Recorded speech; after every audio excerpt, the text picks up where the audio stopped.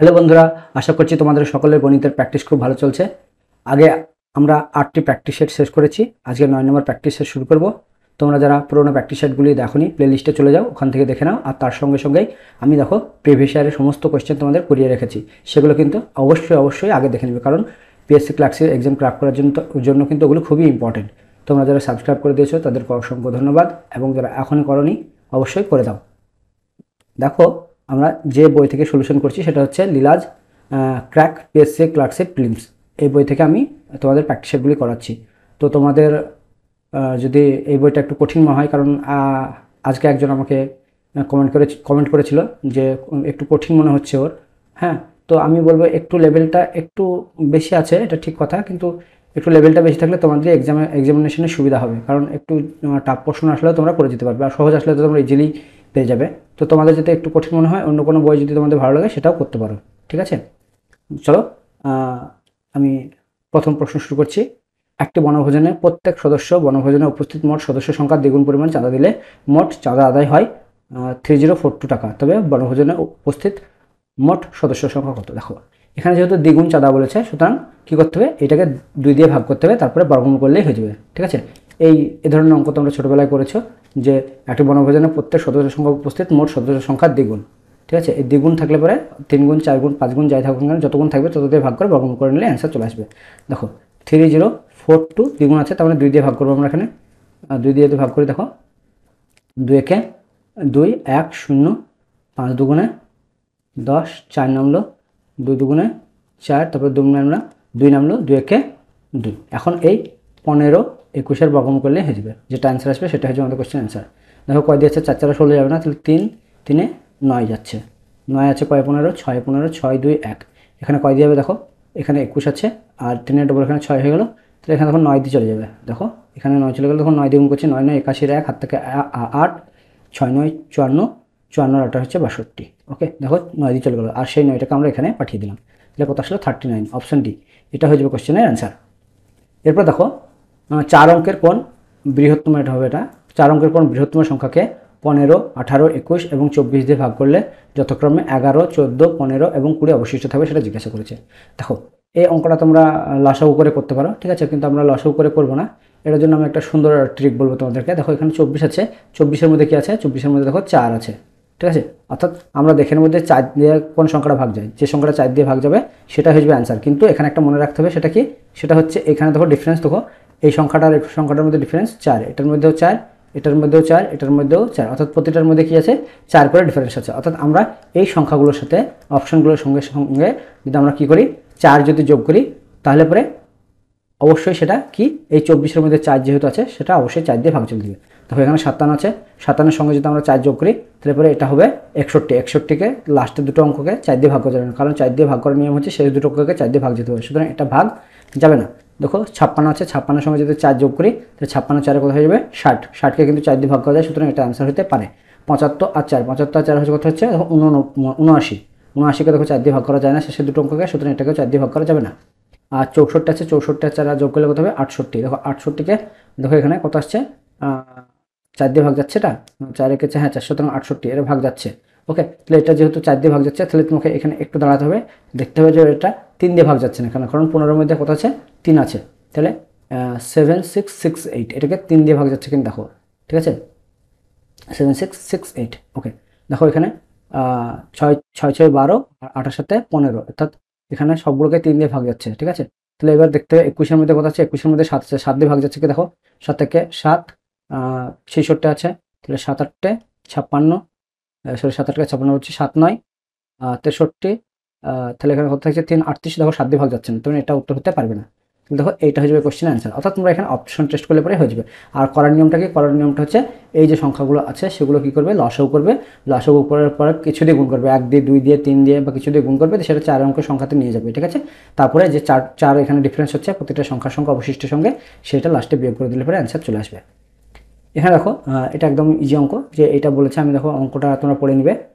এটা গুণ আছে, এটা গুণ আছে, ভাগ আছে। দেখো এটা গুণ আছে মানে কি, দেখো 3টির পরে মানে পেছন দিক থেকে 3টের দিকে মানে বাঁ দিকে দশমিক আছে, তাহলে 8 বাই কত হবে, এটা 1000 হবে, ইন্টু এখানে দুটোর আগে আছে, তাহলে 1/100 হবে, ইন্টু এখানে 72 এখানে দেখো 3টে জায়গা আছে, তাহলে এখানেও 1000 হবে। ওকে, এবার ভাগটা কী হয়, গুণ চিহ্ন। এবার এইগুলো যেহেতু ব্র্যাকেটের মধ্যে আছে সেজন্য এটা উল্টি যাবে। উল্টি যাবে মানে কি 12টা হয়ে যাবে নিচে, আর দুটোর আগে দশমিক আছে বলে দুটো শূন্য উপরে হয়ে যাবে। একইভাবে দেখো 4টা হবে নিচে, আর এখানে 1টা 2টো 3টে 4টে আগে দশমিক আছে বলে 1-এর পরে 4টে শূন্য হয়ে যাবে। তাহলে উপরে কটা শূন্য হলো, 1 2 3 4 5 6টা। তাহলে এখানে 6টা শূন্য কাটিয়ে দাও, 1 2 3 4 5 6টা শূন্য কাটিয়ে দিলাম। দেখো 4 দুগুণে 8, আর 6 দুগুণে 12, 6 12 72। ওকে, তাহলে এখানে কত আসছে, 12 আসছে। তাহলে 12 বা নিচে কত আছে, 100। তাহলে দুটোর আগে দশমিক করে দাও, 0.12। যেহেতু 100 আছে সুতরাং এই দিক থেকে দুটোর আগে দশমিক করে দিলে অ্যান্সার চলে আসবে। অপশন বি, এটা হয়ে যাবে কোশ্চেন অ্যান্সার। এরপরে দেখো এই অঙ্কটা একদম ইজিয়েস্ট অঙ্ক। এরকম যদি মাইনাস ফর্মে থাকে তাহলে কী করবে, এই যে সংখ্যাটা আছে সেটাকে এমন দুটো সংখ্যার আকারে ভাঙবে যাদের মধ্যে ডিফারেন্স অর্থাৎ বিয়োগ করে যেন 1 আসে। যেমন দেখো 5-একে 5 করা যায়, এসে 5-একে 5 বলছি, 6-একে 6 করা যায়, আবার 3 গুণিত 2-ও 6 করা যায়। দেখো এই দুটোর মধ্যে ডিফারেন্স করলে কিন্তু 1 আসবে না, কিন্তু এই দুটোর মধ্যে ডিফারেন্স করলে দেখো 1 আসবে। এখন এরকম করে যখনই তুমি ভাঙতে পেরে যাবে যে দুটো সংখ্যার ডিফারেন্স 1, তখন এদের মধ্যে যেটা ছোট হবে সেটা হয়ে যাবে অ্যান্সার, অর্থাৎ সি, এটা হয়ে যাবে কোশ্চেন অ্যান্সার। আর যদি এগুলো যদি প্লাস থাকে, এগুলো কী থাকে, প্লাস থাকে, যেটা বড় সেটা হয়ে যাবে অ্যান্সার। এটা কিন্তু মনে রাখবে, ঠিক আছে। এরপর দেখো একটি কোম্পানিতে সমস্ত কর্মচারীর গড় মাসিক বেতন 12,000 টাকা, পুরুষ কর্মচারীদের গড় মাসিক বেতন 15,000 টাকা এবং মহিলা কর্মচারীদের গড় মাসিক বেতন 8,000 টাকা। তবে কোম্পানিতে পুরুষ এবং মহিলা কর্মচারীর সংখ্যার অনুপাত কত জিজ্ঞাসা করেছে। এখানে দেখো আমরা এলিগেশন করলে হয়ে যাবে। দেখো সবারই বেতন কত, সবারই বেতন হচ্ছে 12,000, তাহলে এখানে 12,000 লিখলাম। পুরুষদের কত, পুরুষদের হচ্ছে 15,000, আর মহিলাদের কত 8,000। অনুপাত করে এলিগেশন করে দিলে পরে যে অনুপাত আসবে সেটা হয়ে যাবে কর্মচারী সংখ্যার অনুপাত। 8 আর এখানে 12, তাহলে বিয়োগ করলে কত হবে, 4,000, আর 15 থেকে 12 তাহলে কত হবে, 3,000। এলিগেশন করো, 3টি করে শূন্য কেটে গেল, 3টি করে শূন্য কেটে গেলে কত হবে, 4:, কত হবে 3। ওকে, অপশন সি, এটা হয়ে যাবে কোয়েশ্চেন অ্যান্সার। এরপর দেখো এ এর 2/3 ইজিক্যাল টু বি এর 75%। 75% মানে কি, 75% মানে হচ্ছে 3/4। ওকে, অর্থাৎ 75 বাই নিচে কত হয়তো 100। দেখো 3 25 100, 4 25 100, 4 25 100 অর্থাৎ 3/4 হতো, অর্থাৎ 75% এখন আমরা মনে করে নেব কত, 3/4। আর এখানে 0.6 আছে, 0.6 মানে কি 6/10। দেখো 3 দুগুণে 6, 5 দুগুণে 10, অ্যাকচুয়ালি এই তাহলে এইটার মানটা কি দাঁড়ালো, 3/5। এখন a:b:c নির্ণয় করা সবথেকে সহজ। যাদের পাশে অর্থাৎ a এর পাশে, b এর পাশে, c এর পাশে যে সংখ্যাগুলো দেখতে পাচ্ছ সেগুলোকে উল্টে দাও, তাহলে হয়ে যাবে। অর্থাৎ a:b:c ইজিক্যাল টু এর পাশে 2/3 আছে, ওটাকে উল্টে দিব, 3/2 হয়ে যাবে। এখানে 3/4 আছে, এটা উল্টে দিলে 4/3। c এর কাছে কত আছে, 3/5, এটাকে উল্টে দিলে 5/3। এখন দেখো নিচে দেখতে কি দেখতে পাচ্ছ, 2, একটা 3 আর একটা 3, এদের লসাগু করে নাও। 2 3 3 আর লসাগু হচ্ছে কত, 6। এই 6 দিয়ে সবগুলোকে গুণ করুন।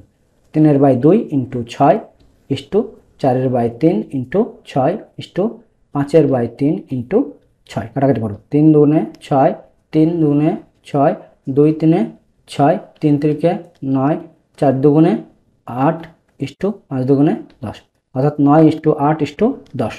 কোথায় আছে দেখো, 9:8:10। দেখো অপশান ডি, এটা হচ্ছে কোয়েশ্চেন অ্যান্সার।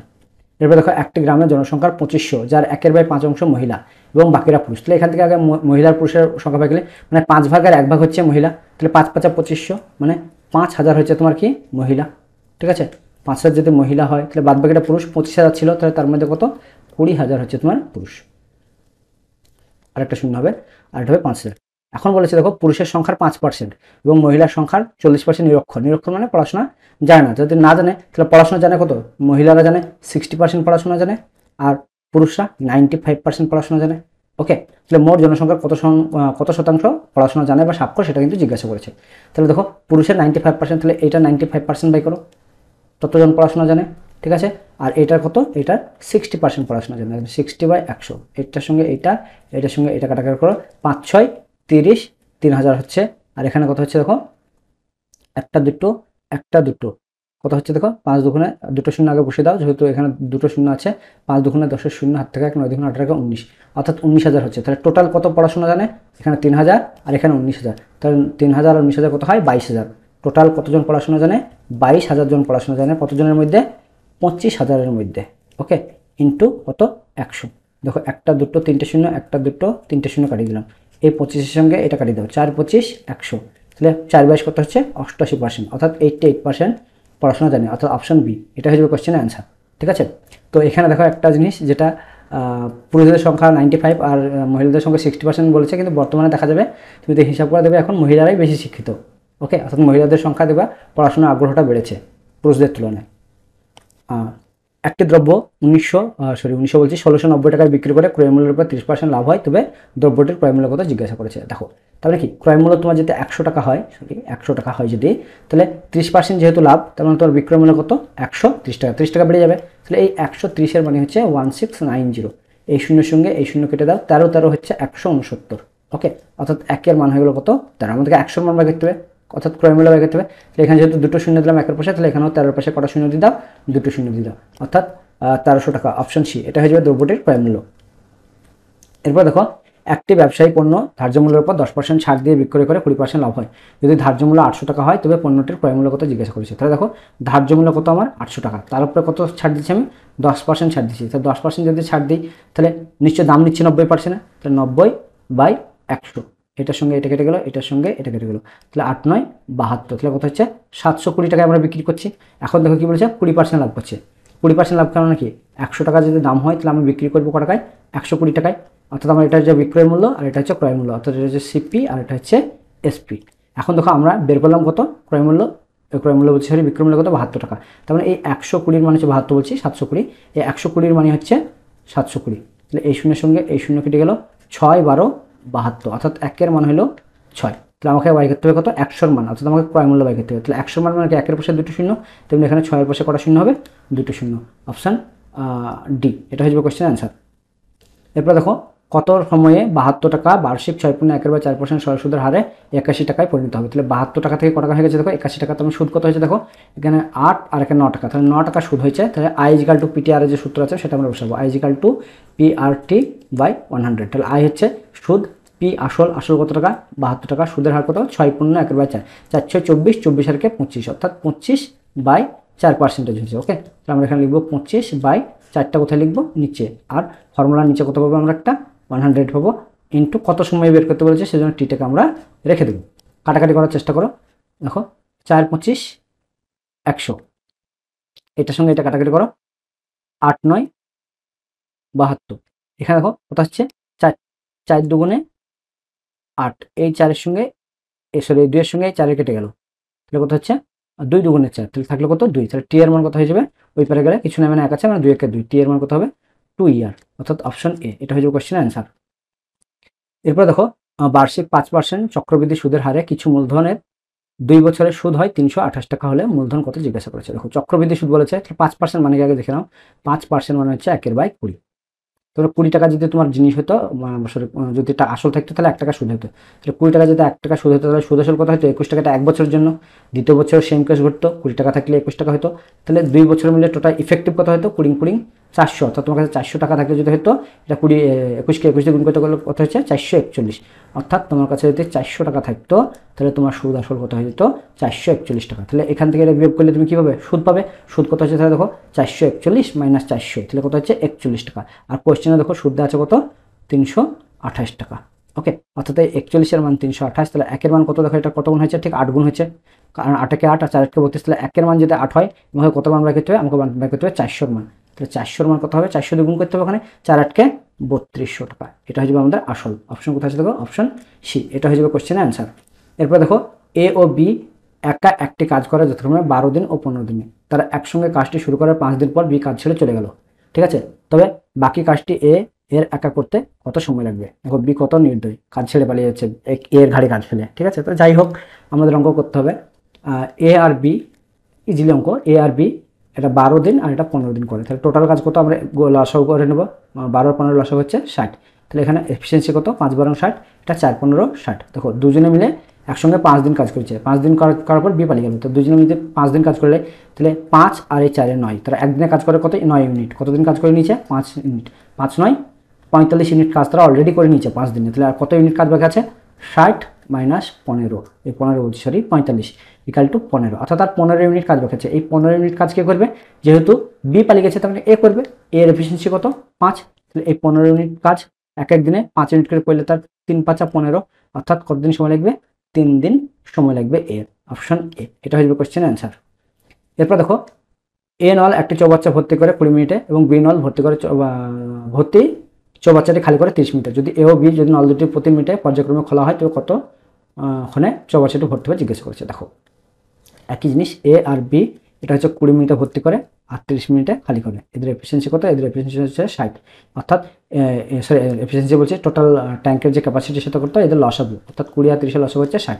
এখন দেখো 3 কুড়ি 60 আর 30 দুগুণে 60, তার মানে কি এ 3 ইউনিট যদি জল ভরে তাহলে বি 2 ইউনিট কী করে খালি করে। ঠিক আছে, তার মানে এখন অল্টারনেটিভ চালাতে বলছে। অল্টারনেটিভ মানে কি, মানে এ 3 প্রবেশ করাইলো আর এ বি কী করলো 2 মাইনাস করে দিল, আবার কী করলো 3 প্রবেশ করাইলো এ আর বি কী করলো 2 আবার বের করলো। এরকমভাবে অল্টারনেটিভ চালালে কতক্ষণে চৌবাচ্চাটি ভর্তি করে জিজ্ঞাসা করেছে। তার মানে দেখতে পাচ্ছ প্রতি 2 মিনিটে, এখানে 1 মিনিট নষ্ট হচ্ছে, এখানে 1 মিনিট, অর্থাৎ প্রতি 2 মিনিটে 1 ইউনিট করে ভর্তি হচ্ছে।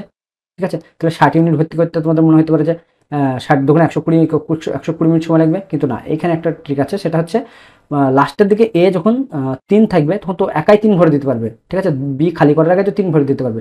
সেজন্য কী করবো আমরা, এই 60 ইউনিট যেটা আছে, ঠিক আছে, এই 60 ইউনিটের মধ্যে আমরা প্রথমে 57 ইউনিট ভরতে, দেখো 57কে 57, অর্থাৎ এই 57কে কত 57 ইউনিট ভর্তি হয়ে যাবে। কিন্তু এক ইউনিট ভর্তি কত মিনিট সময় লাগে? 2 ইউনিট করে সময় লাগে, অর্থাৎ 57 ইন্টু 2, তাহলে কত সময় লাগলো টোটালে 114 মিনিট, সরি 114 মিনিট সময় লাগলো। এখন দেখো 7 মিনিট ভরা গেছে, লাস্টে তাহলে 3 মিনিট একাই ভরে নিতে পারবে 1 মিনিটে। ঠিক আছে, অর্থাৎ আর 1 মিনিট লাগবে, তাহলে 114 যোগ 1 সমান হচ্ছে 115 মিনিট সময় লাগবে টোটাল চৌবাচ্চাটি ভর্তি করতে। এটাই হচ্ছে এখানে তোমাদের বুদ্ধি লাগাতে হবে যে লাস্টে যেটা থাকবে সেটা মানে যে ভরছে সে একাই ভরে নিতে পারবে, কারণ বি খালি করার আগে সে তো ফিল করে দেবে ট্যাঙ্কটাকে। ঠিক আছে, এরপর দেখো শ্রিয়া বোলপুর থেকে সুরি পর্যন্ত যায় 40 কিমি/ঘন্টা বেগে এবং ফিরে আসে 50 কিমি/ঘন্টা বেগে, তবে পুরো রাস্তার গড় গতিবেগ কত? দেখো এটার জন্য ফর্মুলা আছে 2xy/x + y, এটা হচ্ছে গড় গতিবেগের ফর্মুলা। বসিয়ে দাও 2 × 40 × 50/40 আর 50-এর যোগ মানে হচ্ছে 90, একটা শূন্যের সঙ্গে একটা শূন্য কেটে দাও, তাহলে কত হচ্ছে 4 × 5 = 20, 20 দুগুণে 40, অর্থাৎ 400/9 হচ্ছে। দেখো এটা পূর্ণ ভাঙলে কত হবে? দেখো এটা পূর্ণ ভাঙানোর একটা সহজ ব্যাপার আছে, সেটা কি 100/9 তোমাদের জানা আছে। 100/9 মানে কত? 11 × 1/9, এটা সবাই জানে। আর তার 400 মানে কি? তাহলে তার 4 গুণ, অর্থাৎ এই 4 × 11 × 1/9। দেখো 4 11 কত হয়ে গেল 40, আর এই 1 1 4 1 4, অর্থাৎ 4/9, অর্থাৎ 40 × 4/9, অপশন এ, এটা হয়ে যাবে কোশ্চেন অ্যান্সার। এরপরে দেখো একটি নৌকা স্রোতের অনুকূলে 12 কিমি গিয়ে আবার আগের অবস্থানে ফিরে আসে 3 ঘন্টায়। যদি স্রোতের বেগ 3 কিমি/ঘন্টা হয় তবে স্থির জলে নৌকার গতিবেগ কত জিজ্ঞাসা করেছে। দেখো নৌকার গতিবেগ যদি ইউ হয় আর স্রোতের গতিবেগ যদি ভি হয়, তাহলে অনুকূলে বলছি, সেটা প্রথমে অনুকূলে বেগ, অনুকূলে 12 কিমি যায়, তাহলে তাদের বেগ সেক্ষেত্রে অনুকূলে যেহেতু যায় তাহলে যোগ হয়ে যাবে ইউ + ভি। একইভাবে 12 কিমি যদি প্রতিকূলে যায় তাহলে সেক্ষেত্রে তাদের বেগ বিয়োগ হয়ে যাবে, অর্থাৎ ইউ - ভি হবে। আর এই দুটো টাইম যোগ করে তাদের কত সময় লেগেছে? 3 ঘন্টা সময় লেগেছে। ঠিক আছে, এখন বলেছে স্রোতের গতিবেগ যদি 3 হয় তাহলে স্থির জলে নৌকার গতিবেগ কত? দেখো এটা আমরা হিট অ্যান্ড ট্রায়াল করবো। হিট অ্যান্ড ট্রায়াল মানে আমরা এখানে অপশনে এমন সংখ্যা ইউ + ভি আর ইউ - ভি এর মান এমন আমরা বসাবো যাতে করে 12 দিয়ে ভাগ যাওয়ার পরে দুটো যোগ করলে 3 আসে। দেখো এখানে দেখো ভি এর মান তো তোমার অলরেডি জানা আছে, যেহেতু বেগ, তাহলে এটা 3, এটাও 3 জানা আছে। তার মানে ইউ এখানে কিছু একটা দিতে হবে যেটাকে 12 দিয়ে ভাগ করে। দেখো 12 দিয়ে ভাগ যায় এরকম সংখ্যা, দেখো আমি এখানে 6 বলতে পারি, তাহলে এখানে ইউ এর জায়গায় যদি আমি 3 বসাই তাহলে এখানে 3 - 3 0 হয়ে যাবে, 0কে কোনো কিছু দিয়ে ভাগ করা যায় না, তাহলে এটা হবে না। এখন দেখো আর একটা অপশন আছে 12কে 12 দিয়ে ভাগ করা যায়, তাহলে এটাকে 9 যদি নিই আমি, তাহলে 9 আর 3 12, 12কে 12 দিয়ে ভাগ করলে কত আসে 1, প্লাস এখানে যদি আমি 9 নিই তাহলে 9 - 3 হচ্ছে 6, 6কে 12 দিয়ে ভাগ করলে কত হচ্ছে 6 দুগুণে 12, অর্থাৎ 2 আর 1 3, দেখো মিলে গেছে ওইদিকের সঙ্গে। তার মানে আমরা যেটা চয়েস করেছি সেটা ঠিক, অর্থাৎ স্রোতের বেগ হচ্ছে 3 আর নৌকার বেগ হচ্ছে কত 9, অর্থাৎ অপশন বি, এটা হচ্ছে কোশ্চেন অ্যান্সার। অর্থাৎ এইভাবে তোমাদের হিট অ্যান্ড ট্রায়াল করে এটা দেখে নিতে হবে। আর তোমরা যদি এটা কোশ্চেনটা কেউ সলভ করতে চাও তাহলে দেখবো দ্বিঘাত সমীকরণ আসবে। সমীকরণটা কী আসবে সেটা বলে দিচ্ছি, 12 - ইউ + 3 আসবে, প্লাস 12 - ইউ - 3 = 3 আসবে। এটাকে সলভ করবে, দেখো দ্বিঘাত সমীকরণ আসবে এক্সের। দ্বিঘাত সমীকরণটাকে মিডল টার্ম করতে হবে, মিডল টার্ম করার পরেই এবার অ্যান্সার চলে আসবে। ঠিক আছে, তো সেইভাবে তো করতে গেলে, যেহেতু কম্পিটিটিভ এক্সাম, সেভাবে করতে গেলে অনেক সময় লেগে যাবে। ঠিক আছে, সেই জন্য এই অ্যাপ্রোচটা হচ্ছে বেস্ট, হিট অ্যান্ড ট্রায়াল পদ্ধতিতে তোমাকে সলিউশন করতে হবে। Thanks for watching. ভিডিওটি ভালো লাগলে অবশ্যই তোমরা লাইক, শেয়ার আর সাবস্ক্রাইব করে দিও। পাশে থাকা বেল আইকনটি প্রেস করে অল অপশন সিলেক্ট করে নিও। চলো ততক্ষণ নেক্সট পার্টে আবার দেখা হচ্ছে।